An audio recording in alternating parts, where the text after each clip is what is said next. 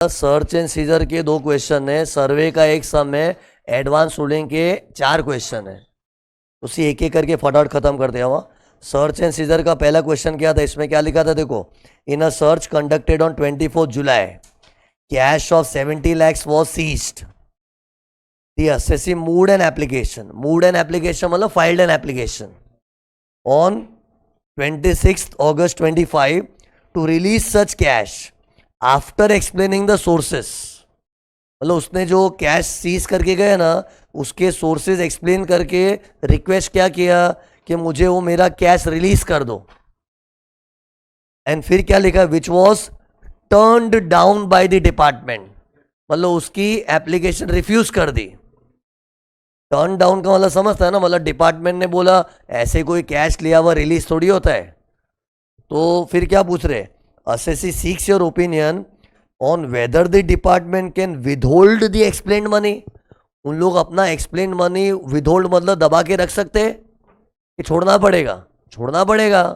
इन लोग withhold नहीं कर सकते क्योंकि सब में क्या लिखा है, explaining the sources। तो अगर रेड वाली पार्टी अपने सोर्सेज एक्सप्लेन करती है और वो अप्लाई करेगी तो उसको रिलीज करना ही पड़ता है। तो इन शॉर्ट ये क्वेश्चन किस पे था, रिलीज ऑफ एक्सप्लेन्ड एसेट्स पे। इधर सी आधे बच्चे लोग क्या गलती करेंगे, इधर लिखेंगे whether department can withhold, no बस नो लिख दिया, दे कैन नॉट। इतने में मार्क्स नहीं मिलेगा ना, अपने को उसका प्रोविजन लिखना पड़ेगा। क्या था प्रोविजन बताओ?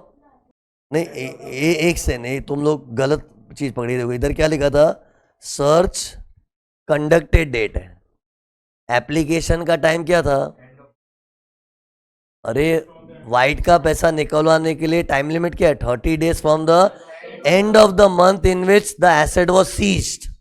Do you know asset seize कब हुआ था, किधर दिया है? सी इस दिन तो सर्च हुई थी, रेड गिरी थी, ओके लेकिन अपना जो कैश है सीज कब किया था, इन अ सर्च कंडक्टेड बोला है ना, एग्जैक्टली सीज का डेट दिया ही नहीं है और उन लोग का फोकस उस पर नहीं है। इन लोग क्वेश्चन क्या बना रहे कि किसी ने अगर अपने सोर्सेज एक्सप्लेन कर दिए तो उसके बाद भी डिपार्टमेंट दबा के रख सकती है अपना पैसा, नहीं, उनको रिलीज करना पड़ेगा। उन लोग वो टाइमिंग वाला नॉलेज चेक नहीं कर रहे थे। ठीक है, वैसा क्वेश्चन भी आ सकता था, लेकिन इधर अपने पास वैसा डेटा भी तो नहीं है ना। हमने अप्लाई कब किया था, 26 अगस्त को, और उसका एप्लीकेशन का टाइम क्या था, 30 days from the end of the month in which asset was seized. तो इन लोग एसेट सीज्ड की डेट भी देते फिर, ओके। और वैसे भी तुम लोग इसको भी बेस लेके गिनोगे तो गिनो 30 days कैसे होता है, एंड ऑफ द मंथ। तो ये महीने का एंड क्या, 31 जुलाई। उसके बाद अपने पास 30 दिन है, 30 दिन मतलब 30 अगस्त तक, वैसे भी टाइम पे हुआ है। बट फिर भी ये date should not be taken as a base, ये तो सर्च कंडक्टेड डेट है ना। ठीक है, अगर काम चलाना पड़े तो इससे चलाएंगे, बट उससे भी तो अपना 30 days आ रहा है ना। प्रिसाइसली कैसे गिनते हैं, जिस दिन अपना वो एसेट सीज हुआ था, और सीज भी क्या इन लोग टुकड़े टुकड़े में करते, जैसे किसी के यहाँ पे 10 दिन रेड चली थी तो कुछ सामान दूसरे दिन लेके चले गए, कुछ सामान छठे दिन लेके चले गए। तो अपनी चीज जो लेके गए, जो अपने मांग रहे हैं, वो कब लेके गए थे, प्रिसाइसली तो वैसा देखना पड़ता है ना। मैंने तुमको पढ़ाते टाइम बोला था मेरी बीवी का नेकलेस लेके चले गए, तो 10 दिन की रेड में वो तीसरे दिन लेके गए थे, तो जिस दिन लेके गए थे वो डेट बेस होता है, वो भी डेट से 30 दिन नहीं, वो मंथ एंड से। तो एनीवेज ये तो किसी के माइंड में कंफ्यूजन था तो मैंने क्लियर किया है। तो ये एप्लीकेशन वगैरह हमने सब सही किया है। इन लोग पूछ ये रहे कि डिपार्टमेंट उसका एप्लीकेशन टर्न डाउन कर दिया। हाँ, ऐसा बोला होता ना कि वो टाइम पे एप्लीकेशन नहीं किया इसलिए ठुकरा दिया, ऐसा थोड़ी बोला है। डिपार्टमेंट ने तो आउटराइट मना ही कर दिया, नहीं मिलेगा जाओ। तो ये सही है गलत है कि लॉ ने सेक्शन 132B में साफ साफ लिखा है कि अगर आप अप्लाई करोगे तो आपको मिल जाएगा। तो इधर प्रोविजन क्या लिखना चाहिए, as per section 132B an assessee can make an application for the release of explained assets within 30 days from the end of the month in which assets were seized. The application shall state the nature and source of acquisition. If the AO is satisfied, then he shall release the explained asset after taking the prior approval of CIT, CCIT, and after deducting existing liability, and such release should be done within 120 days from the date on which last authorization was executed. वो लिखना पड़ता है।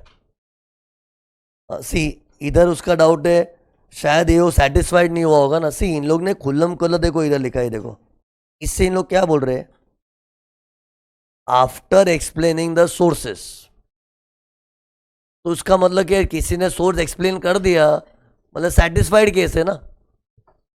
तो satisfied हुआ था कि नहीं हुआ तो वो भी नहीं पूछ रहे।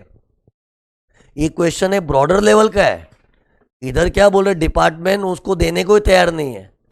सी नहीं देने का रीजन थोड़ी लिखा है कि आपने टाइम पे अप्लाई नहीं किया। इधर डिपार्टमेंट देने को ही रेडी नहीं है ना, वो गलत है।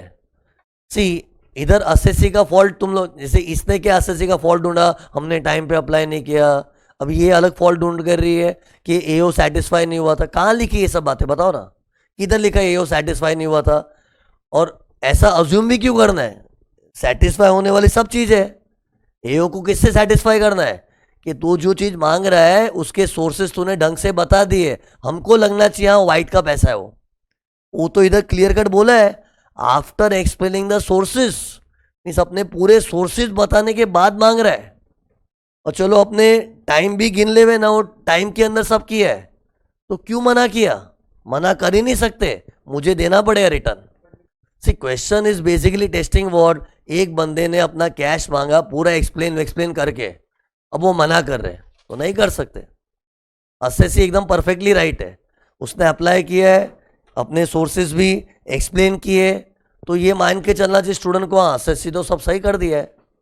फिर डिपार्टमेंट मना की होगी, नहीं करना चाहिए। अब तुम लोगों ने अंदर कुछ हुआ तो अपने प्रोविजन लिख रहे हैं ना, प्रोविजन में अपने आंसर भी कैसे लिख रहे, if the AO is satisfied then he shall release. तो इन शॉर्ट वो लाइंस पे क्वेश्चन होता है ना कि एओ सेटिस्फाइड नहीं था इसलिए रिजेक्ट किया था, टर्न डाउन किया था एप्लीकेशन, तो हम लोग लिख सकते हैं then it is okay because they will release only if they are satisfied. Okay, but इधर वो जोन पे मत जाओ, इधर वी हैव टू अज्यूम कि बंदे ने सब एक्सप्लेन किया है तो ये सेटिस्फाई होना ही चाहिए, नहीं होने की कोई बात ही नहीं थी। फिर कैसे अपना एप्लीकेशन को टर्न डाउन कर दिया, they should accept my application and release. और सी ये सब रियल लाइफ में भी होता है। सी एक्ट में क्या बारीक बारीक प्रोविजन लिखे, लेकिन कई बार डिपार्टमेंट में काम करने वाले लोग भी है ना, उनको भी अवेयरनेस नहीं होती, इनको भी नॉलेज नहीं होता, ये सब भी प्रोविजंस होते हैं। मजाक नहीं कर रहा हूँ, कितने नए जॉइनीज होते हैं उनको खुद को प्रोविजंस का पता नहीं होता। तो ये देखो मैंने पूरा प्रोविजन लिख दिया है ना, ये मैंने वही लिखा अपने नोट्स में, जो प्रोविजन है पूरा वही लिखा है। ओके, और 30 डेज का समझा ना, 30 डेज अपने इधर से भी गिनेंगे तो भी 30 डेज के अंदर जा रहा है ना। फिर सेकेंड क्वेश्चन देखना, सेकेंड क्वेश्चन मई 25 एग्जाम में आया था, अभी रिसेंट पेपर का क्वेश्चन है। सी इधर क्या लिखा था, search was made under section 132 of income tax act on ABC limited, रीड गिरी थी। फिर सी कभी भी नहीं, देखो ये एमसीक्यू टाइप क्वेश्चन है ना, एमसीक्यू टाइप क्वेश्चन होता है, सुनो उसका ट्रिक बता रहा हूँ। अपने को ना इतना लंबे कहानी में ज़्यादा उलझ नहीं जाना चाहिए, पहले ऊपर ऊपर से रीड करना चाहिए, फिर क्वेश्चन देखने के बाद डिटेल पढ़ना है। एक बार खाली ऊपर से फटफट रीड करके पहुंच जाओ, क्वेश्चन पे ध्यान दो क्या पूछ रहे। और कितने लोगों ने, ये भी एक मस्त स्ट्रैटेजी बताऊं, डायरेक्ट एमसीक्यू पढ़, इधर ब्लॉक पीरियड का पूछा है ना तो बस वो माइंडसेट से रीड करो अभी, ये बेस्ट टेक्निक है। नहीं तो क्या है, चलो ये तो ठीक है, लेकिन कितनी बार जैसे वो आईबीएस होता है ना पेपर 6 अपना, उसमें तो क्या है इतना बड़ा कहानी देते फिर एमसीक्यू आता है, तो इतनी बड़ी कहानी में हम लोग उलझ जाएंगे। उससे तो क्या करना चाहिए, पहले डायरेक्टली एमसीक्यू का क्वेश्चन पढ़ लो। ठीक है, हर क्वेश्चन जैसे इधर तो स्ट्रेट मालूम पड़ रहा है ब्लॉक पीरियड का क्वेश्चन पूछा है कि ब्लॉक पीरियड क्या होगा, कोई क्वेश्चन नहीं मालूम पड़ता, लेकिन एक बार क्या इस पे ध्यान दे दिया ना, काफी हद तक टाइम बच गया अपना। फिर ये देखो ब्लॉक पीरियड, फिर आगे देखो कुछ है ना, ये अगले एमसीक्यू में देखो कुछ अबेट का बात कर रहे हैं, अबेट का, तो अबेटमेंट का प्रोविजन टेस्ट हो रहा है, मतलब थोड़ा हिंट मिल जाता है। ऐसे हर एमसीक्यू को देख के सीधा नहीं मालूम पड़ता, लेकिन एक बार क्या डायरेक्ट क्वेश्चन पे नजर घुमा लेना, फिर वो मेंटालिटी से रीड करने में मजा भी आता है। खैर इधर तो इतनी बड़ी कहानी थी भी नहीं, लेकिन खास करके आईबीएस में तो क्या है, 2 पेज भर के तो पूरा स्टोरी लिखते हैं, फिर एमसीक्यू पढ़ के उसका आंसर देना पड़ता है। ओके, तो उधर ये टेक्निक ज़्यादा काम आती है। अब पढ़ो क्या लिखा था, एबीसी के यहाँ पे रेड गिरी थी, फिर क्या लिखा था, search was initiated on 26 Feb 26 and concluded on 6 March 26 when the last authorization was executed. Tell me, इसका मतलब कि ये डेट क्या है, सर्च इनिशिएटेड, स्टार्ट वाला डेट, स्टार्ट, और ये क्या है, कंक्लूडेड मतलब completion date. Search completion date को क्या बोलते हैं, लास्ट ऑथोराइजेशन एग्जीक्यूटेड। इन लोग ने वो वाली लैंग्वेज भी लिखी, देखो, लास्ट ऑथोराइजेशन वॉज एग्जीक्यूटेड, मतलब इन शॉर्ट कितने दिन रेड चली थी, देखो 26 फरवरी को रेड चालू हुई, 6 मार्च तक रेड चली थी, इतने दिनों तक रेड ही चल रही थी। ओके, फिर बाद में क्या लिखा है, ABC limited received a notice under section 143(2) for AY 24-25. The assessment proceeding for which in the faceless manner was going on at the time of search. Going on at the time of search मतलब assessment चल रहा था, कौन सा वाला चल रहा था, वही रेगुलर असेसमेंट।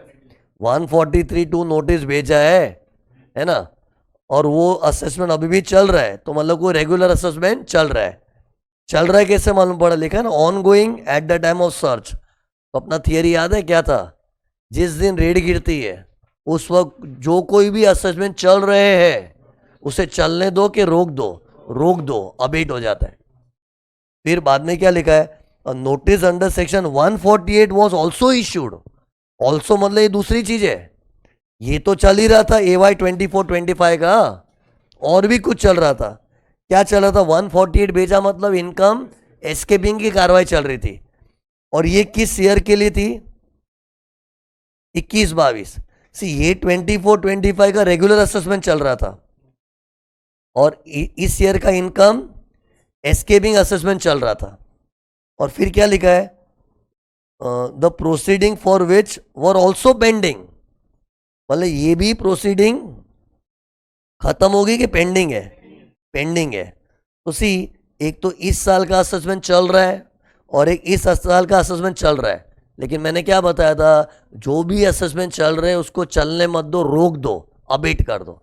हाँ, बाद में आगे जाके अपील में ब्लॉक असेसमेंट को अनल कर दिया तो अबेटेड प्रोसीडिंग रिवाइव होता है।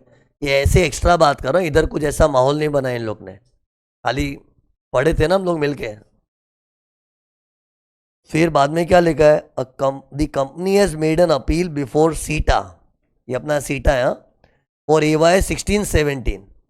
16-17 तो कोई पुराना ईयर है, कोई पुराने ईयर की अपील की थी for a matter relating to business deduction, मतलब इनकम फ्रॉम बिजनेस पे कोई डिडक्शन का झगड़ा चल रहा था, डिडक्शन मिलना चाहिए कि नहीं, ऐसी कोई अपील चल रही थी। कहाँ, सीटा में, विच वॉज डिसमिस्ड बाय सीटा ने वो अपील डिसमिस कर दी, मतलब अपने सेटिस्फाइड नहीं हुए ना उससे, डिसमिस कर दी ना।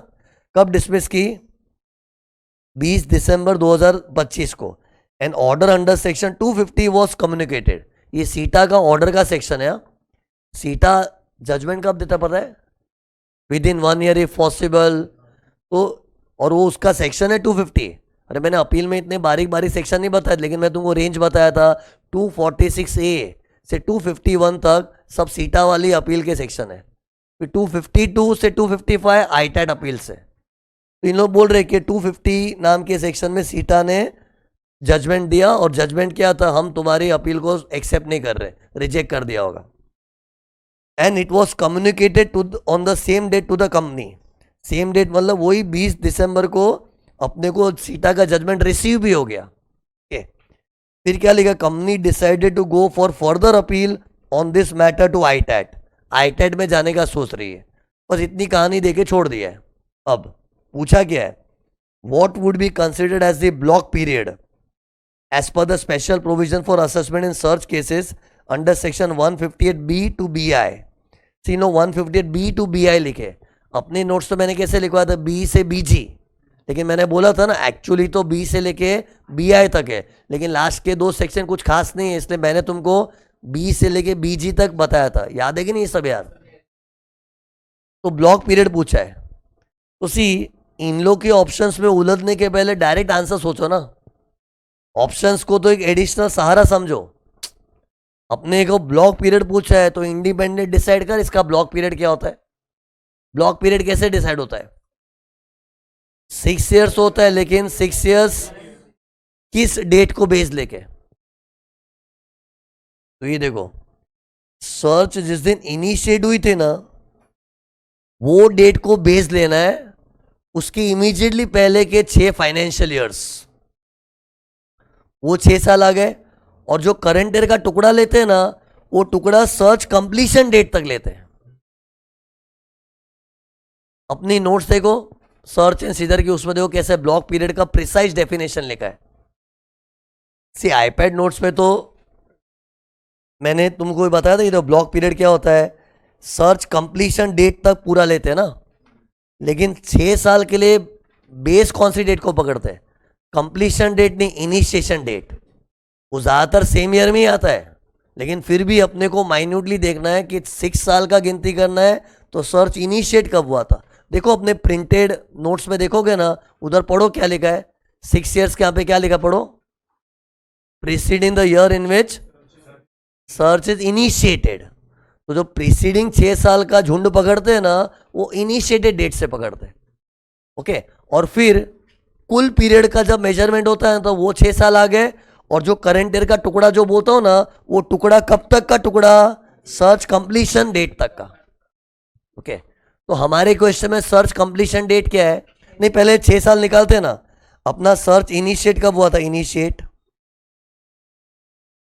26 फेब 26 को इनिशिएट हुआ था। तो ये कौन सा फाइनेंशियल ईयर है? 25-26। उसके बैकवर्ड जाएंगे तो 24-25, फिर 23-24, 22-23, 21-22, 20-21, 19-20। ओके, तो ये प्रीसीडिंग 6 ईयर्स हो गए। तो 1920 से चालू होगा, प्रीवियस ईयर 1920। हाँ, अपने जो मेन डेट से बनाओ प्रीवियस ईयर बनाए, तो ये प्रीवियस ईयर 1920 से लेके ये आया। और अपना ये जो टुकड़ा है ये कब तक आएगा? Search completion date. Completion date क्या थी?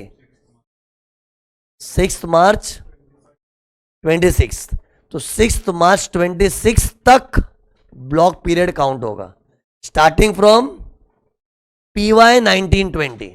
Starting from PY 1920। See question की दी हुई डेट से अपने PY डेवलप हुए हैं, तो PY 1920 से स्टार्ट होगा। PY 1920 याद रखना, PY 1920, PY 1920। लेकिन इन लोग ने सब AY करके, नहीं सॉरी, PY ही दिया बराबर। तो इधर PY 1920 से स्टार्ट होना चाहिए, और कब तक? सर्च कंप्लीशन डेट तक। तो इधर किधर ऑप्शन मिल रहा है? ए वाले ऑप्शन में क्या है? 1920 बराबर है से 24-25। और क्या लिखा? एंड करंट ईयर का टुकड़ा जो होता है ना, वो टुकड़ा कौन सा होना चाहिए? Up to search completion date. और बराबर है, सर्च कंप्लीशन डेट 6 मार्च ही है। सो यही है राइट चॉइस बेबी। मतलब ये राइट चॉइस है। पॉइंट नंबर ए बराबर ना। सी पॉइंट बी में लफड़ा क्या है? ये 25 फरवरी को पकड़ रहे हैं, ये कहाँ से आ गया? वो भी इन लोगों ने 25 फेब कहाँ सीरियल में सर्च इनिशिएशन के पहले का दिन लिया है, ऐसा कोई हिसाब ही नहीं है। अपने जो करंट ईयर का जो टुकड़ा लेते हैं ना, वो प्रिसाइसली सर्च कंप्लीशन डेट तक होता है, और वो इन लोगों ने 6 मार्च लिखा है, तो वहां तक आना है। ओके, तो ये राइट चॉइस हो गया। Then try the second question. As per information provided choose the correct option on the basis of above facts. Options क्या है? असेसमेंट प्रोसीडिंग और 24-25 शाल अबेट, एंड 148 वाला शाल कंटिन्यू। ऐसा थोड़ी होता है, जिस दिन रेट गिरती है सारे असेसमेंट्स ऑनगोइंग वाले अबेट हो जाते हैं। तो ये तो जम नहीं रहा है कुछ। फिर ये क्या बोल रहा है अगला? Assessment proceeding for both AY 21-22 and 24-25 shall abate on the date of initiation of search. ये थोड़ा जम रहा है ना।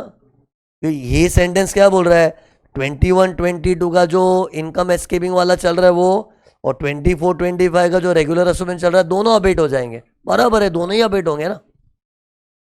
फिर भी आगे देख लो क्या लिखा है, आगे में क्या लिखा है, असेसमेंट प्रोसीडिंग और 21-22 शाल अबेट, बट 24-25 का चलते रहेगा। ऐसा नहीं है ना, ये भी गलत है। फिर क्या लिखा है, assessment proceeding of both shall continue, दोनों कंटिन्यू है, ये भी गलत है। तो इधर अपने वो अबेटमेंट का नॉलेज काम है, ये अभी का एग्जाम का पेपर है। सोचो अगर तुम लोग सब पढ़ पढ़ा के जाओगे तो आंसर राइट क्यों नहीं आएगा। प्रॉब्लम क्या होते वाले, तुम्हें तो एडवांस से बता रहा जो गड़बड़ तुम लोग करने वाले हो।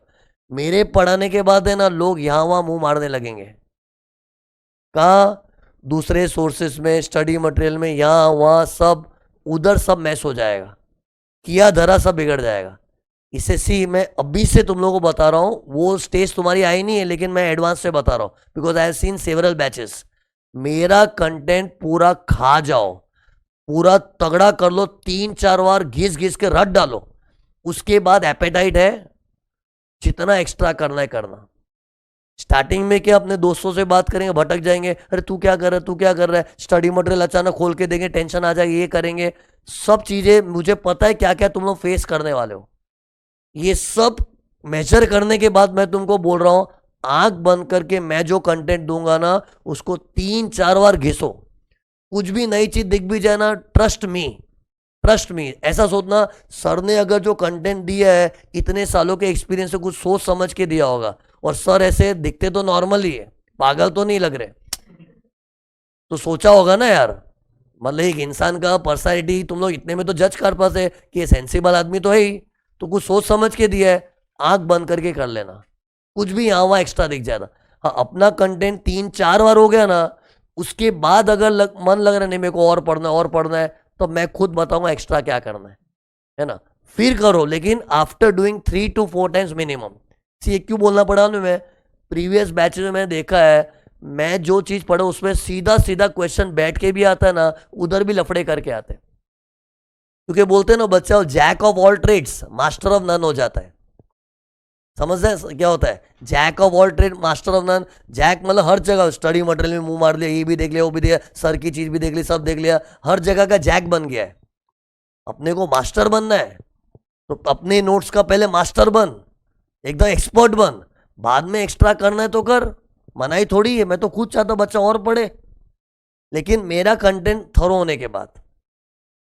अभी तुम लोगों की बात रेलेवेंट नहीं लगेगी, but as you come close to the exam, that time you will remember these words. ये अभी के एग्जाम का मस्त सीधा सीधा आया था, और उसमें भी लोग लफड़ा करके आते हैं, तो खराब लगता है ना, सीधा साधा पढ़ाया हुआ यार। फिर ठीक है, वर्स्ट केस में ऐसा होगा कि 10-12 मार्क का ऐसा कुछ ऑफ ट्रैक दिख जाएगा एग्जाम में, पर ठीक है ना। मैं तो 20 मार्क का भी टेढ़ा मेढ़ा आ जावे, 80 मार्क का भी जोरदार लिख के आया तो 60 कौन नहीं देगा तेरे को, ऐसे ही आ जाते। क्वेश्चन 3 क्या था, what would be the prescribe time limit for filing appeal before ITAT. वो आईटैट अपील का टाइम पूछ रहे हैं, as per the time limit given in 253। See ITAT appeal की थियरी है ना, सेक्शन 252 से लेके 255 में आती है। उसमें जो एक 254 तो मैंने पढ़ाया भी था ना, मैं 254 पढ़ाया था ना मैंने यार, रेक्टिफिकेशन बाय आईटैट वो सब पढ़ाया था। तो इसी रेंज में ना 253 है, उसमें अपील टू आईटैट की टाइम लिमिट्स दी है। एनीवेज मैंने उस सीटा और आईटैट की अपील के एकदम प्रिसाइज सेक्शन नहीं बताए थे। आई एम जस्ट सेइंग कि 253 क्यों लिखा इन लोग ने। तो tell me, appeal to ITAT का टाइम लिमिट क्या है, 2 months from the end of the month in which CITA's judgement was received. और रिसीव्ड के बदले इन लोगों ने कम्युनिकेटेड लिखा है। देखो, सीटा का जजमेंट कम्युनिकेट मतलब रिसीव कब हुआ था, कम्युनिकेट होना मतलब रिसीव हो गया, कब हुआ था, 20 दिसंबर 2025। तो यहां से 2 महीना नहीं गिनना, ये महीने को एंड करो। ये महीने का एंड क्या है, 31 दिसंबर। उसके बाद 2 पूरा महीना पकड़ो, जैन और फेब। फेब का लास्ट डेट क्या, 28 फेब। 28 फेब तक अपील कर सकते हैं आईटैट में। तो ये ऑप्शन कहां मिल रहा है, बी वाले ऑप्शन में। तो ये था। देन सर्वे में एक सम था, इसमें क्या लिखा था, एक कॉफ़ी शॉप है, वहाँ पे इनकम टैक्स वाले सर्वे करने गए, आधी रात को 12 बजे गए थे। होमवर्क करने वाले कहानी पढ़े होंगे ना, तो डायरेक्ट मेरा वर्जन सुनो। आधी रात को 12 बजे कॉफ़ी शॉप में चले गए, और वो कॉफ़ी शॉप का टाइमिंग क्या है मालूम है, दोपहर को 2 बजे कॉफ़ी शॉप खुलता है और रात की 2 बजे तक कॉफ़ी शॉप खुला रहता है। मतलब कॉफ़ी शॉप का टाइमिंग ही है from 2 PM in the afternoon and let night in the mid of the night 2 बजे, ये उनका टाइमिंग है। और इनकम टैक्स वाले उसी टाइम में गए थे। हाँ, रात को 12 बजे गए, मतलब उन लोग का वो बिजनेस आवर्स ही है ना। एंड फिर इसमें असेसी क्या बोल रहा है, ये देखो असेसी का पढ़ो क्या लिखा है, income tax authority could not enter the shop at late night. Assessee बोल रहा है ऐसे इतनी रात को थोड़ी आता है कोई सर्वे करने। तो इधर क्या बोलना चाहिए भाई, सर्वे के लिए ना it can be done during business hours, during business hours. और बिजनेस आवर्स कुछ भी हो सकता है, कितने लोग तो रात को ही दुकान खुली रखते हैं, खोल के रखते हैं ना कितने लोग, किसके लिए, वो जो क्या कॉल सेंटर वगैरह में जो लोग जॉब करते हैं, तो उन लोग के लिए कॉफ़ी शॉप वगैरह खोल के रखना पड़ता है आधी रात को ही। तो बिजनेस आवर्स तेरा रात का ही है, तो वो टाइम सर्वे हो सकता है ना। और इन लोग का तो बिजनेस आवर्स क्लियर कट लिखा था, दोपहर की 2 बजे से लेके रात की 2 बजे तक, और हम लोग उस बिटवीन ही तो आए थे। और असेसी बोल रहे हैं नहीं आप गलत टाइम पे, रात को नहीं आने का होता, ऐसा नहीं, आ सकते any time during business hours. हाँ, अगर प्लेस ऑफ बिजनेस में सर्वे नहीं हुआ है, अदर प्लेस में, अदर प्लेस, तो अदर प्लेस में आफ्टर सनराइज बिफोर सनसेट, तब लफड़ा हो जाता। तो रात की 12 बजे मतलब आफ्टर सनराइज बिफोर सनसेट में फिट नहीं हो रहा है। लेकिन वो पॉइंट कब, जब अदर प्लेस होता था। लेकिन ये लोग तो कॉफ़ी शॉप में ही आए थे ना, और कॉफ़ी शॉप तो प्लेस ऑफ बिजनेस है, तो उधर तो बिजनेस आवर्स में आ ही सकते हैं ना। अगर ऐसा इधर क्वेश्चन में चेंज किया होता ना कि कॉफ़ी शॉप में तो आए थे, लेकिन वो कॉफ़ी शॉप का जो प्रोपराइटर उसने बोला कि जो आपको बुक्स वगैरह चाहिए मैंने घर में रखी है या मेरे गाड़ी में रखी है, ऐसा कुछ अलग जगह बता दिया, अदर प्लेस, तो बताओ प्रोविजन क्या था। If the proprietor employ or any other person informs that the required बीडी कसो, व्हाट इज बीडी कसो, book, document, cash, stock, other valuable article is kept at other place, then IT authority can enter other place, and for other place the timing is after sunrise before sunset। तो अलग बात है। anyway, इस समय ऐसा नहीं था, मैं एक्स्ट्रा बातें कर रहा हूँ। इसमें तो कॉफी शॉप में गए थे और बिजनेस आवर्स ये है, तो उसमें जाना सही है। और एक चीज क्या पूछा था, income tax authority wanted to take away the books kept at the coffee shop, मतलब बुक्स ले जाने की इच्छा रखी थी इन लोग ने। अब सी क्वेश्चन को पढ़ो ना, क्वेश्चन क्या पूछ रहा है, examine the validity of the claim made by the owner and proposed action of the IT authority। ये देख, मैं कैसे माइन्यूटली रीड करूं, प्लीज देखो ना इधर, क्लेम, प्रोपोज्ड एक्शन, इन दोनों को फील करो। बच्चों को 2 क्वेश्चन पूछा जा रहा है। क्वेश्चन नंबर 1 पढ़ना, भी मैंने हिंट दे दिया है, validity of the claim made by the owner. पहला सवाल ये है कि ओनर ने जो क्लेम किया है वो वैलिड है कि नहीं। तो ये देखो, मैं पढ़ाऊं तुमको, ये देखो ओनर ने क्या क्लेम किया है, पढ़ना क्या क्लेम, अरे क्लेम वर्ड को गोल किया ना, क्लेम क्या किया उसने, IT authority could not enter at late night. तो वो क्लेम वैलिड है कि नहीं पूछा है पहले, तो उसका क्या जवाब देंगे, the claim made by the owner is not valid because if survey is conducted at the place of business it can be done during business hours, and in the given case since the business hours is 2 PM to 2 AM and entry at 12 o'clock midnight is entry during business hours। इतना own language लिखा चलेगा। फिर एक और question है, proposed action of IT authority. इस IT authority कुछ करना चाह रही थी, वो वैलिड है कि नहीं उनका, उनका प्रपोज्ड एक्शन क्या था, ये देख, ये पढ़, ये सेंटेंस क्या था, ये उनका प्रपोज्ड एक्शन था।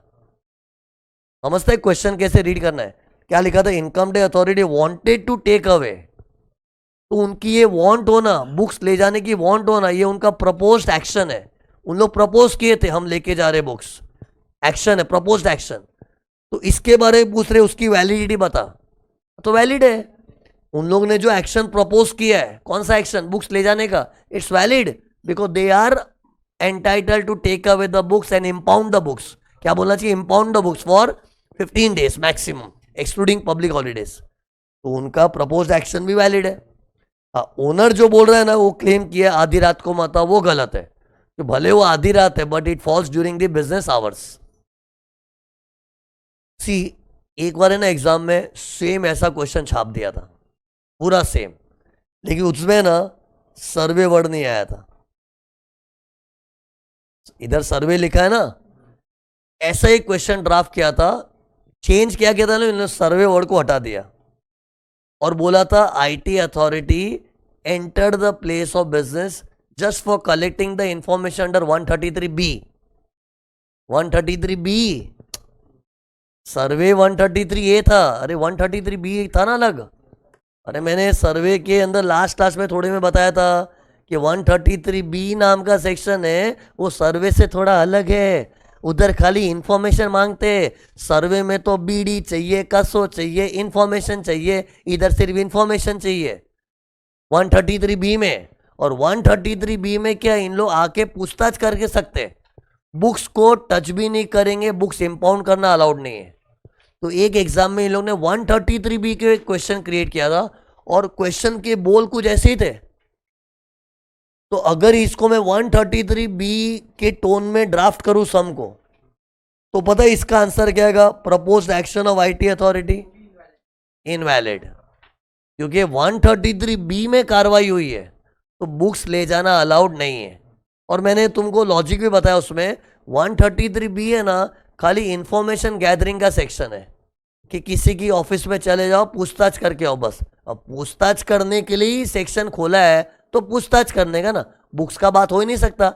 सर्वे is a broader section, it gives broad power, पूछताछ भी होगी, बुक्स एंड डॉक्यूमेंट्स भी इंस्पेक्ट होगा, कैश स्टॉक वगैरह भी होगा, था ना, बीडी कसो इन्फो, उसका ब्रॉडर पावर है 133A में। एनीवे, इस क्वेश्चन में तो सर्वे वर्ड ही खुल्लम खुल्ला लिखा है, मतलब it was dedicated on 133A। तो ये सर्वे का क्वेश्चन था। फिर एडवांस रूलिंग के 4 क्वेश्चन है। सी, पहले क्वेश्चन में क्या था, state whether in the following cases application for advance ruling will be allowed और रिजेक्ट बाय द बार।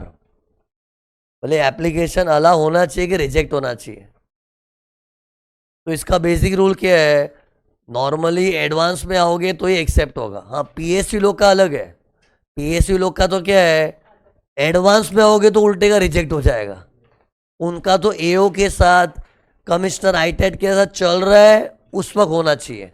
बाकी सब लोग का क्या है, एडवांस में आना पड़ता है, वही नॉलेज से अपने को आंसर देना है। तो सी, फर्स्ट क्वेश्चन में क्या था, मिस्टर बोनी नॉन रेसिडेंट है, he made application to bar on 2nd November in respect of issue pending before सीटा।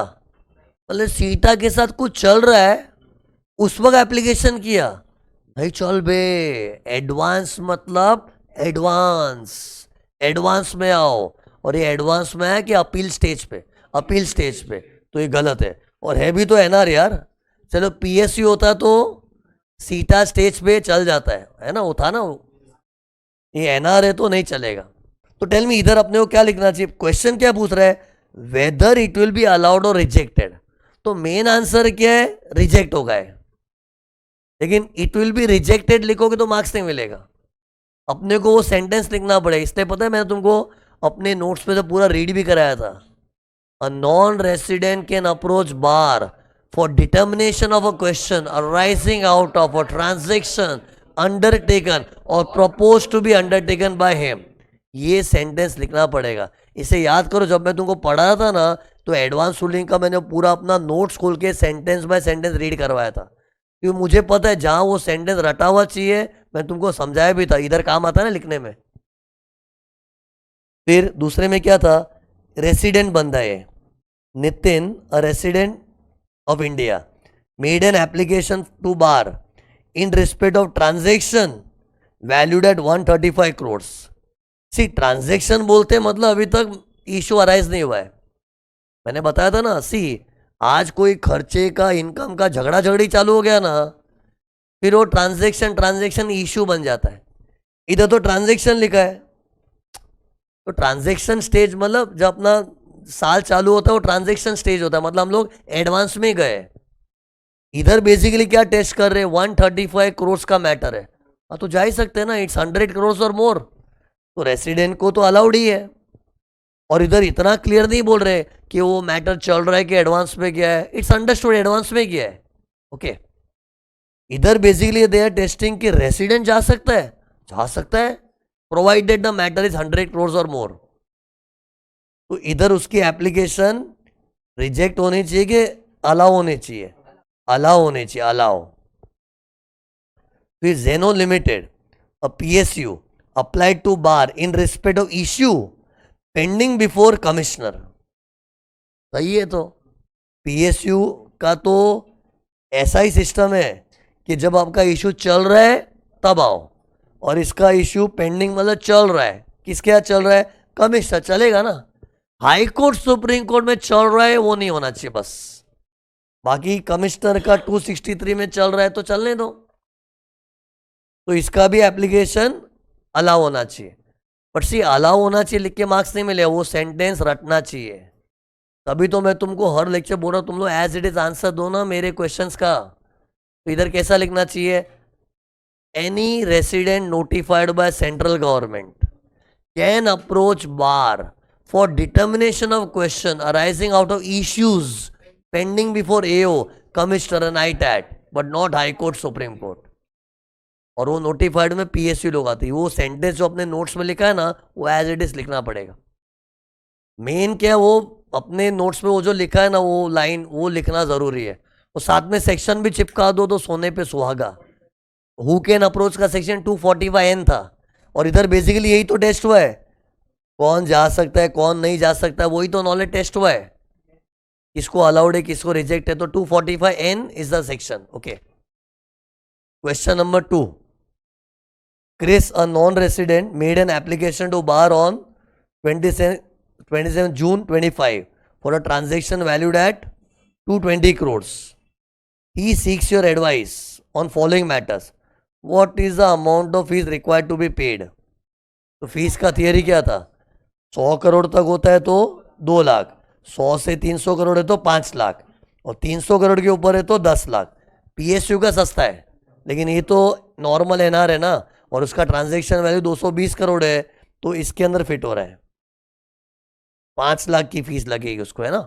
फिर अगला क्वेश्चन क्या था? Can you withdraw the application? Yes, within 30 days from the date of application. Yes. फिर can his brother use the ruling? No, ruling is assessee specific. पढ़ाया था ना मैंने, वो जिस असेसी के लिए रूलिंग मिली है वो असेसी ही यूज कर सकता है। And he can use for ever till the law and circumstance remains the same, ऐसा बोला था मैंने। तो उसका ब्रदर तो यूज नहीं कर सकता है। ये क्वेश्चन 2 हो गया। क्वेश्चन 3 देखो। क्वेश्चन 3 में है ना, ABC limited Indian company makes an application to BAR in relation to tax liability of Messrs. Pinnacer Incorporation, a non-resident, arising out of a transaction which is proposed to be undertaken by ABC with Pinnacer Incorporation. The value of the transaction entered into by both the parties is 250 crores. As per section 245Q, how many copies of application need to be filed? ये question इसके ऊपर है। सी actually ये ना, मैं जब तुमको पढ़ा रहा था बोलने में मिस हो गया, लेकिन अपने नोट्स में देखना, मैं तुमको ड्राइंग के थ्रू पढ़ाया था ना, फॉर्म भरो, फीस भरो, क्वेश्चन लिखो, फिर चाहिए तो एप्लीकेशन विड्रॉ भी कर सकते हो। तो उसमें क्या है, मेरे बोलने में वो टाइम नहीं आया था, लेकिन एक्चुअली 4 कॉपीज देनी पड़ते, quadruplicate. Application should be filed in quadruplicate. तो इधर वही पूछा है, ये एग्जाम क्वेश्चन है। वो कैसे छोटे छोटे क्वेश्चन आ जाते हैं। अपने नॉर्मल स्टूडेंट का प्रोसीजर पढ़ेगा तो प्रोसीजर पढ़ लेगा, अब उसके अंदर भी अपने नोट्स में देखना लिखा हुआ है क्वाड्रुप्लिकेट। वो पॉइंट पे क्वेश्चन पूछा था एग्जाम में, एग्जाम क्वेश्चन है। तो how many copies? 4 copies. Application should be filed in quadruplicate. फिर एक और क्वेश्चन क्या था, what would be the amount of fees, fees depends upon transaction value, और इधर ट्रांजेक्शन वैल्यू 250 करोड़ है, मीन्स अगेन 100 से 300 करोड़ के बीच में, तो 5 लाख की फीस।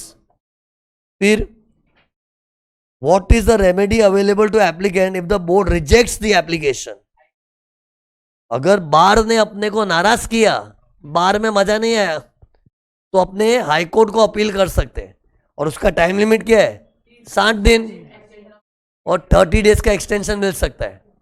सी बार में चाहे उनकी रूलिंग पसंद नहीं आए या फिर मेरी एप्लीकेशन ठुकरा दी, बार से तेरे को नाराजगी है तो 30 दिन में कंप्लेंट ठोक दे हाई कोर्ट में, सॉरी 60 दिन, गलती से ऐसे रेक्टिफाई हो, रिकॉर्ड हो जाता है वो 60 दिन में, इसको अपेरेंट मिस्टेक बोलते हैं, माइंड में 60 चल रहा है लेकिन मुंह से निकल गया ऐसा, तो 60 दिन में अपील कर दो, और एक्सटेंशन कितना मिलता है 30 दिन का। तो क्वेश्चन में देखो 3 चीज पूछी थी, how many copies, amount of fees and remedy available, और टाइम लिमिट भी पूछा था। ये सब चीज का आंसर देना है, और ये 4 मार्क का क्वेश्चन होगा, सबके लिए एक एक मार्क होता है ऐसा, 1 मार्क हाउ मेनी कॉपीज का, 1 मार्क फीस का, रेमेडी का 1 मार्क, टाइम लिमिट का 1 मार्क, ऐसे 4 मार्क का क्वेश्चन आ जाता है। सी इधर एक सुनो, एक प्रॉब्लम है, एक ऑल्टरनेटिव आंसर आईसीएआई ने दिया था, ये हाउ मेनी कॉपीज का है ना, एक्ट में तो लिखा है क्वाड्रुप्लिकेट, लेकिन पता अपने इनकम टैक्स एक्ट के साथ उसका एक भाई है इनकम टैक्स रूल्स 1962, अपने इनकम टैक्स के कानून की 2 मोटी किताब है, एक होता है इनकम टैक्स एक्ट 61 वाला, और एक होता है इनकम टैक्स रूल्स 1962। तो सुनो इधर, देखना इधर, इनकम टैक्स रूल्स 1962 में ना एक रूल है, रूल नंबर 44E, वो क्या बोलता है, अभी एडवांस रूलिंग की एप्लीकेशन ईमेल के थ्रू दो, अपना रजिस्टर्ड ईमेल आईडी के थ्रू दे दो। अब जब ईमेल से देना पड़ता है तो क्वाड्रुप्लिकेट का जरूरत नहीं है, सिर्फ फिजिकल कॉपी सबमिट करते ना एप्लीकेशन की, तो 4 कॉपी दो, 4 कॉपी दो, तो एक्ट में आज भी वही लिखा है, लेकिन rule number 44E of income tax rules 1962 it clearly states there is no need of physical filing, you can file through email. अब ईमेल से करेंगे तो उसमें 1 कॉपी 2 कॉपी थोड़ी होता है यार, तो 2 ईमेल बस। तो ये आंसर आईसीएआई ने दिया था अपने सजेस्टेड आंसर में, मतलब इन लोगों ने क्या बोला, बच्चा क्वाड्रुप्लिकेट लिखा तो भी मार्क्स मिलेगा, और बच्चे ने ऐसा लिखा there is no need to give several copies, you can make an application through your email ID as per rule 44E। अभी बोला है तो याद कर लो, रूल 44E। सी मैंने एप्लीकेशन का सेक्शन क्या बताया था, अरे एडवांस रूलिंग के सेक्शन भूल गए क्या तुम लोग, मैंने एप्लीकेशन का सेक्शन क्या बताया था, ये रहो, नहीं देख लो ना, मैंने एप्लीकेशन सेक्शन क्या बताया था 245Q, तो 245Q आज भी तुम लोग खोलोगे ना, उसमें क्वाड्रुप्लिकेट ही लिखा है, but we have to read this section with income tax rules. Income tax rules में सेक्शंस नहीं होते, रूल नंबर होते, तो वहां रूल नंबर 44E वो भी एप्लीकेशन की प्रोविजंस बना रहा है, लेकिन वो एक्स्ट्रा बात करता है। सी इनकम टैक्स रूल की किताब खोली क्यों इन लोग ने, एक्स्ट्रा बातें करने के लिए, मेन बातें इन लोग एक्ट में करते हैं, तो उन एक्स्ट्रा बातों में रूल नंबर 44E में लिखा है कि अब ये फिजिकल मत दो, ईमेल से दे दो, तो ईमेल में दे दिया तो नंबर ऑफ कॉपीज मायने नहीं रखता ना फिर तो आई एम जस्ट शेयरिंग क्यों आईसीएआई ने क्या है सॉल्यूशन में ऐसा ऑल्टरनेट करके दिया है कि बच्चा क्वाड्रुप्लिकेट के बदले ऐसा भी लिख देना ईमेल करना पड़ता है तो भी चलेगा, मार्क्स मिलेगा। ये देखो मैंने इधर लिखा है, पहले तो मैंने 244Q के हिसाब से बोला क्वाड्रुप्लिकेट है ना, फिर वो सब आंसर लिख दिया, देखो फीस भरनी पड़ती, हाई कोर्ट है ना वो सब। फिर इधर लिखा रूल 44E में लिखा है कि it can be made through registered email address, ये ऑल्टरनेट सॉल्यूशन है रजिस्टर्ड ईमेल वाला। ओके ये मैंने आईसीए का ही पूरा सेम टू सेम पैराग्राफ छापा है पूरा। ओके फिर क्वेश्चन नंबर 4, अभी ना क्वेश्चन 4 की कहानी है ना मैं अपने स्टाइल में तुमको बताता हूँ। क्वेश्चन 4 क्योंकि वो पैराग्राफ में तुम लोग कंफ्यूज हो जाओगे कि according to me out of all the question which I discussed this question was typical and important. बाकी सब क्वेश्चन आई वॉज एक्सपेक्टिंग तुम लोग का मोटा मोटी राइट ही जाना चाहिए था. ये तो क्या है, मुझे फर्ज है मेरा, इसे सब डिस्कस किया, लेकिन एक्चुअली पते वाला क्वेश्चन तो ये है. ये देखो तो सी इधर क्या हुआ था, देखो ना. इस क्वेश्चन की कहानी ऐसी है, एक फॉरेन कंपनी है, उसका कुछ 3-4 इंडियन कंपनियों के साथ कॉन्ट्रैक्ट हुआ था. ये देखो मैंने लिखा ना इंडियन कंपनी 1 2 3, ऐसे रैंडमली 1 2 3 लिखा है. क्वेश्चन में लिखा है इंडियन कंपनीज, कुछ इंडियन कंपनियों के साथ इनका कॉन्ट्रैक्ट हुआ था. कॉन्ट्रैक्ट किस बात का था? मोबाइल टावर इंस्टॉलेशन का. जैसे हो सकता है ना, ये इंडियन कंपनी जो यहाँ लिखी है ना, इन लोग का टेलीकम्युनिकेशन का बिजनेस होगा, तो उनको मोबाइल के टावर्स वगैरह इंस्टॉल करवाने थे, तो वो कॉन्ट्रैक्ट किसको सौंपा था? फॉरेन की कंपनी को सौंपा था. और फॉरेन कंपनी क्या है, इसमें माहिर होगी. उसने कोई 4-5 इंडियन कंपनी के लिए कॉन्ट्रैक्ट ले लिया, चलो हम आपके लिए मोबाइल का टावर वगैरह इंस्टॉल कर देंगे. तो ऐसा इन लोग के बीच में अंडरस्टैंडिंग था. अब इसमें कौन किसको पैसा देगा? ये तो इंस्टॉलेशन करेगा, तो पैसे कौन देगा? इंडियन कंपनीज लोग उनको पैसे देंगे. अरे पेमेंट्स करेंगे ना, पेमेंट फ्रॉम इंडियन कंपनी होने वाली है to foreign company. For what work? Installation of mobile tower. अब है ना, इधर फॉरेन कंपनी को कंफ्यूजन था, यार ये इनकम मुझे इंडिया के लोगों से मिल रही है, क्या ये इनकम इंडिया में टैक्सी जाएगी कि नहीं जाएगी? टैक्सी जाएगी मतलब टैक्सेबल होगी कि नहीं होगी? ये फॉरेन कंपनी को कंफ्यूजन था. और इंडियन कंपनी को क्या कंफ्यूजन था मालूम है? कि हम ये पेमेंट कर रहे हैं, इस पे टीडीएस काटना पड़ेगा कि नहीं. दोनों अपनी अपनी जगह पे कंफ्यूज है. फॉरेन कंपनी का कंफ्यूजन क्या है?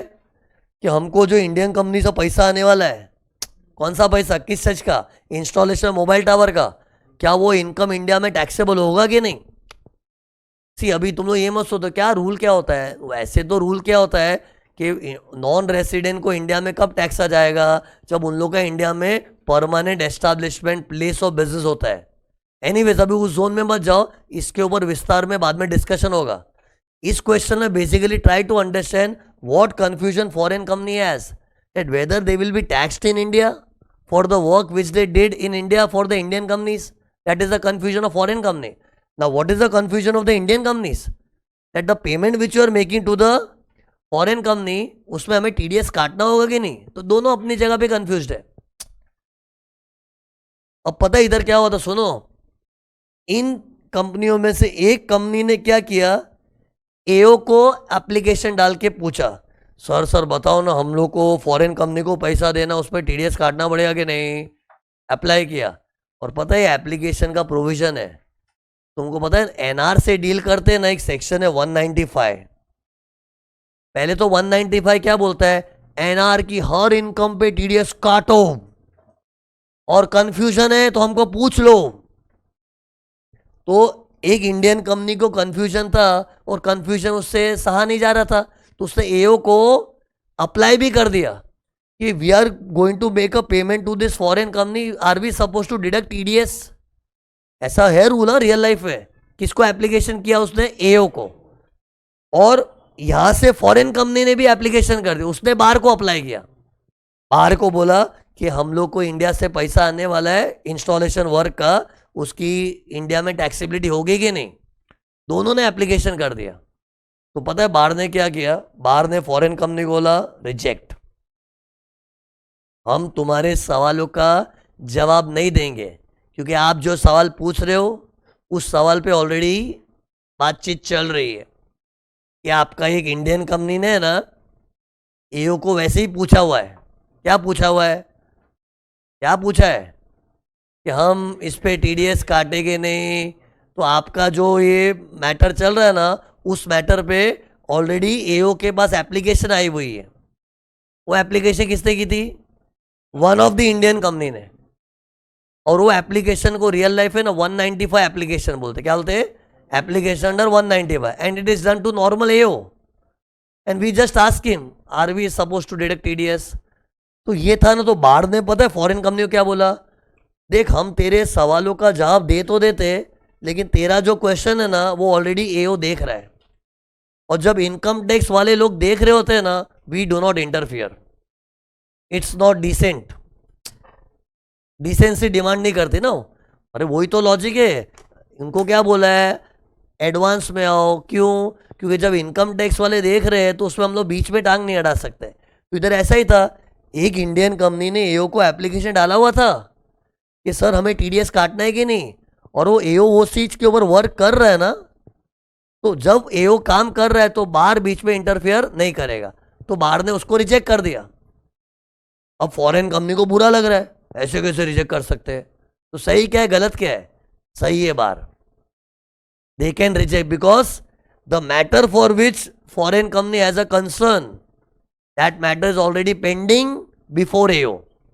और लॉ में क्या लिखा है, अगर ये देखो अपनी ड्राइंग थी ना ये, if the issue is pending, पढ़ के बोल, if the issue is pending before AO, commissioner, ITAT, high court, supreme court, तो इन सबको हमने चौकड़ी मारा है। देखो पीएसयू को मत देखो, एक्सेप्शन है इस क्वेश्चन में, तो फॉरेन कंपनी नॉर्मल एनआर थी ना, तो ये देखो क्रॉस का मतलब क्या है, अलाउ ही नहीं होगा if your issue is pending. Okay, और इस क्वेश्चन में बार ने यही पॉइंट उठाया कि तुम जो क्वेश्चन पूछ रहे हो ना वो इश्यू ऑलरेडी पेंडिंग है। लेकिन अब सुनो, इधर दो आंसर दूंगा, इधर भी आईसीए ने दो ऑल्टरनेट आंसर दिए। एक वर्जन तो मैंने सुना दिया, व्हाट वाज दिस वर्जन, कि भाई फॉरेन कंपनी किधर गया, हाँ देख, फॉरेन कंपनी तुम्हारा एक इंडियन कंपनी ने हमको एओ को एप्लीकेशन डाल के वो ऑलरेडी पूछा हुआ है, तो वो डिसाइड करेगा ना कि टीडीएस काटना है नहीं काटना है। और अगर टीडीएस काटना डिसाइड हो गया तो डैट मीन्स तेरी इनकम इंडिया में टैक्सेबल होनी चाहिए। टीडीएस भी इंडिया वाला कब काटेगा, जब इंडिया में टैक्सेबल होगा। तो फॉरेन कंपनी हम लोग क्या समझाया, देखना इंडियन कंपनी एओ को पूछा हुआ ही है ना, अगर एओ ने बोल दिया टीडीएस काटना है तो टीडीएस काटना है मतलब तेरी इनकम टैक्सेबल है, तेरा क्वेश्चन ऑटोमेटिकली रिजॉल्व हो जाएगा ना, मैं इंटरफेयर नहीं करूंगा। ऐसा बाहर ने मना कर दिया तो सही है, एक वर्जन ये है। दूसरा वर्जन क्या बोलता है, फॉरेन कंपनी बोले हमने थोड़ी अप्लाई किया, वो तो हमारा कोई क्लाइंट है इंडियन कंपनी, उसने अप्लाई किया। If you see our status, we have not applied to anyone, we have come to you only, for us the issue has not arose। अरे मतलब अगर ये तुम स्टैंड लो ना, फॉरेन कंपनी बन के, फॉरेन कंपनी क्या बोले, हमने तो इनकम टैक्स में एओ वेओ किसी को पूछा नहीं है, हम तो आप ही के पास आए। तो in if you see from foreign companies point of view, the issue has not arose, it has not taken up, it has not been taken up. तो ये दूसरा आंसर है, ये ऑल्टरनेटिव आईसीए ने दिया था कि अगर ये ऑल्टरनेटिव लोग हैं ना कि फॉरेन कंपनी बोले हमने थोड़ी अप्लाई किया था, वो तो हमारा कोई इंडियन कंपनी है, उसको टेंशन हो रही होगी टीडीएस की, उसने किया होगा, तो वो तो उन्होंने किया, हमने तो नहीं किया ना, तो हमारा आंसर तेरे को देना पड़ेगा बार बार बार, बोर्ड फॉर एडवांस रूलिंग। तो ये दूसरा वर्जन है। बट सी लॉजिकल वर्जन क्या मालूम है, फर्स्ट वाला वर्जन भी लॉजिकल है, क्योंकि सी बेसिकली कॉन्सेप्ट क्या होता है, ये जो बोर्ड फॉर एडवांस रूलिंग, उन लोग क्या बोल रहे हैं, इनकम टैक्स की जो टीम होती है ना, एओ लोग हो गए, कमिश्नर, वो लोग कोई मैटर देख रहे हैं ना, तो हम इंटरफेयर नहीं करेंगे। बराबर ना यार, आज अगर तुम लोग का मैटर मैं देख रहा हूँ, कोई दूसरा डीटी का टीचर बीच में इंटरफेयर करेगा, अच्छा नहीं लगता ना, मैं संभाल रहा हूँ तुम लोग को, मैं पढ़ा रहा हूँ ना, आई विल टेक। और अगर कोई दूसरा डीटी या टीचर आके तुमको डिस्टर्ब करेगा, कोई करता नहीं, वाइल्ड एग्जाम्पल ले रहा हूँ, तो फिर वो उसके पार्ट पे अनफेयर है। तो वैसे लॉ क्या बोलता है, एओ कमिश्नर जो इनकम टैक्स का बड़ा ऑफिस है, वो लोग कोई मैटर के ऊपर ध्यान दे रहे हैं तो फिर बाहर बीच में टांग नहीं अड़ाएगा। अब ये छोटी बात लेके बैठ जाएगा ना, नहीं वो इंडियन कंपनी ने रिक्वेस्ट किया था ना, अरे बट मामला तो वही था ना। आज अगर इंडियन कंपनी की रिक्वेस्ट ये थी कि हम टीडीएस काटेंगे नहीं, उसका अगर रिजोल्यूशन हो गया तो तेरा क्वेश्चन भी ऑटोमेटिकली सॉल्व हो गया। तुम लोग समझ, दोनों का कंसर्न है। फॉरेन कंपनी को क्या कंसर्न है, हमको इंडिया में टैक्स आएगा कि नहीं, और इंडियन कंपनी को क्या कंसर्न है, हम पेमेंट कर रहे हैं उसमें टीडीएस काटेंगे नहीं। अरे दोनों का आंसर एक ही निकलने वाला है। अगर इंडियन कंपनी के केस में नक्की हुआ कि टीडीएस काटना है, तो काटना मतलब तेरी इनकम टैक्सेबल है तभी ना, तो ऑटोमेटिकली सॉल्व हो गया। So in short the matter is already been seen by the AO, so bar will reject. ये ज़्यादा लॉजिकल आंसर है। ये मतलब ये बोलते हैं ना सब्सटेंस और फॉर्म, इन सब्सटेंस अगर देखो तो सही है, लेकिन एक होता है ना फीलिंग वीलिंग नहीं, हम लोग फॉर्म पे जाएंगे। फॉरेन कंपनी ने तो कुछ अप्लाई नहीं किया था ना, वो तो पहली बार ही बाहर क्या है, बाहर के बाद अगर फॉरेन कंपनी ने इनकम टैक्स वालों से पूछा होता फिर बाहर के पास आ रहा है तो डबल डबल है, वो तो बाहर के पास इंडिपेंडेंटली आ रहा है। तो मतलब ये बोलते हैं ना लॉ के शब्दों से जाओगे तो सेकेंड वाला वर्जन राइट है, क्योंकि फॉरेन कंपनी हमने थोड़ी अप्लाई किया, वो उन लोग ने किया होगा, उनकी प्रॉब्लम है। इन शॉर्ट दो पहलू है, इस पर क्या राइट है क्या रॉन्ग है वही डिबेट होता है। इससे आईसीआई भी क्या करता है, ज़्यादा ये चक्कर में पड़ता नहीं है, दोनों आंसर दे दिए बच्चों, जो लिखना लिखो आपको मार्क्स मिल जाएगा। दोनों आंसर सजेस्टेड में दे दिया इन लोग ने, यू कैन राइट एनीथिंग। ये तो मैं अपना पर्सनल ओपिनियन बता रहा हूँ कि मैटर ही ऐसा था ना कि इंडियन कंपनी ने टीडीएस के लिए कंसर्न रेस किया है, तो ठीक है ना, the matter is already pending because the same thing is going to become your income. If that matter resolves from Indian company's point of view, your matter resolved. So why will bar interfere? So bar rejecting is valid. ये मेरा opinion है।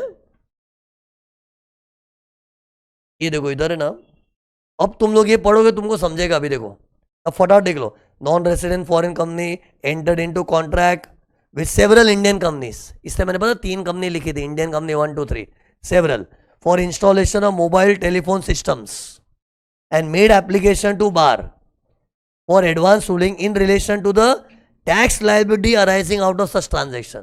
मतलब foreign company ने क्या पूछा, मेरी tax liability India में है कि नहीं, वो पूछा था टैक्सेबिलिटी के बारे में। फिर बाद में देखो one of the above Indian companies, बोला था सेवरल इंडियन कंपनीज के लिए काम कर रहे हैं हम, तो one of the said Indian companies also made application to the AO. ये फॉर योर नॉलेज 195 एप्लीकेशन बोलते, क्या बोलते हैं, application under section 195, application to AO for determination of the question on law with regard to payments to be made. इन लोग ने इतना विस्तार में नहीं बोला है कि वो पेमेंट में हमें टीडीएस काटना है कि नहीं, ये मैं तुमको नॉलेज दे रहा हूँ। उन लोगों ने खाली ऐसा बोला है कि one of the Indian company had a question regarding payments made to foreign company. अब पेमेंट्स करने से रिलेटेड क्वेश्चन होगा, मतलब क्या क्वेश्चन हो सकता है, या तो वो पेमेंट डिडक्शन मिलेगा कि नहीं, या फिर टीडीएस काटना है कि नहीं। तो एक्चुअली बोला नहीं, ये तो मैंने कल्पना करके तुमको सिखाया था कि उनका ये कंसर्न होगा कि ये पेमेंट पे टीडीएस काटना है कि नहीं, जबकि क्वेश्चन इतना नहीं बोल रहा है। क्वेश्चन क्या बोल रहा है, कुछ पेमेंट्स के कंसर्न थे, 2 ही कंसर्न हो सकता है, मैं बोल रहा हूँ ना, या तो पेमेंट का हमको डिडक्शन मिलेगा कि नहीं बिजनेस से खर्चा दिखाने, या फिर टीडीएस के नहीं, जो भी हो आंसर रिमेन्स द सेम। फिर क्या लिखा, board for advance ruling rejected the application of foreign company on the ground eight, उन लोग ने क्यों रिजेक्ट किया, the question raised is pending before income tax authority. मतलब अपना एओ पेंडिंग, मतलब एओ देख रहा है भाई, एओ देख रहा है ना, तू ठंड रखा, तेरे को हम नहीं हेल्प करेंगे। तो is the rejection of foreign company justified, तो 2 आंसर लिखना। ये देखो पहले एक में क्या लिखा है, bar shall not allow because the case is already pending even though that foreign company did not request, but तुम्हारा इंडियन कंपनी जो क्लाइंट है उसने तो किया ना, तो इट्स ऑलरेडी पेंडिंग। मतलब ये मेरा फर्स्ट वर्जन था। फिर ऑल्टरनेट आंसर कि बार जस्टिफाइड नहीं है, क्यों रिजेक्ट किया, फॉरेन कंपनी बोले हमने थोड़ी कोई अप्लाई किया है, हम तो आपके पास फ्रेश आए हैं, ओके, तो हमारा केस कंसिडर होना चाहिए, तो ये ऑल्टरनेट है। ये एक बार ये पढ़ो ना, the rejection of application by bar is not justified since the question raised, पढ़ो ये, since the question raised in the application made by foreign company is pending before AO in case of one of the Indian companies, not in applicant's case. इस applicant's case was not चल रहा है, applicant मतलब foreign company का case was not चल रहा है, जो चल रहा है बोले चल रहा है ऑलरेडी, वो उस इंडियन कंपनी का था। Okay, it's like you know हम लोग दोनों के बीच में भी रिलेशन है ना, अब तुम्हारा कुछ चल रहा है तो तुम्हारा और मेरा तो सेम ही हो गया ना, only thing is I am service provider and you are the service receiver for me, but transaction हमारे बीच में तो सेम ही रहने वाला है ना, मैं पढ़ाऊंगा तुम लोग फीस दोगे। तो ये एक अच्छा क्वेश्चन था पहले, और मैंने ज्यादा इसको हाइप क्योंकि आई डोंट एक्सपेक्ट कि तुम लोग इतना डीपली समझ पाते इसको, इसलिए मैंने पूरी ड्राइंग, यार ड्राइंग पूरी खोल के बताई नहीं, देखो इधर एक सेकंड, ये मैंने थोड़ा प्रिंटिंग मिस्टेक कर दिया है, ये ना इधर क्या लिखना था मेरे को, समझा क्या मिस्टेक है? मतलब one of the Indian companies ने एओ को अप्लाई किया था और इन लोग ने बाहर को किया था, बट मामला तो वही था ना, वही ट्रांजैक्शन का। नहीं वही डिबेट, मतलब डिबेट है ना, जब इंस्टीट्यूट खुद इस पड़पंच में नहीं पढ़ रही है, इंस्टीट्यूट भी क्या है सेफ गेम खेल रही, दोनों आंसर दे दिया है तो खत्म। सी ये सब चीज़ें क्या है, डिबेटेबल होती है, देर आर सर्टन थिंग उसमें, there will always be two sets of mind. Okay, yes कुछ भी लिखो मार्क्स मिलेगा। नहीं वो अलाउ रिजेक्ट के लिए भी कर सकते हैं। हाँ कहने का मतलब है अगर बार ने तुम्हारा एप्लीकेशन रिजेक्ट भी किया ना तो हाईकोर्ट में अपील कर सकते हैं। ओके मतलब वो लिटरली मत लो, ये तो मैंने सिंप्लीफाइड वर्जन अपने हिसाब से नोट्स बनाई है ना, और टेक्निकली के बाहर से तुमको कुछ भी प्रॉब्लम है ना कि हमारा एप्लीकेशन क्यों नहीं एक्सेप्ट किया या फिर रूलिंग इतना गंदा क्यों दिया, तो you can file an appeal to high court within 60 days plus 30 days का एक्सटेंशन भी मिल सकता है।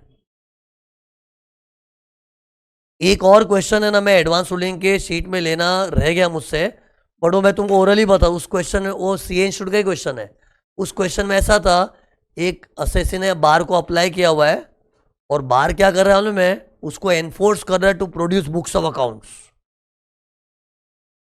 बुक्स ऑफ अकाउंट्स प्रोड्यूस करो, तो can BAR insist on production of books of account? Yes, because they have the powers of civil court, है ना, civil code वाला एक पॉइंट था ना, किधर गया, सेक्शन 245U, ये भी एक क्वेश्चन आया हुआ है।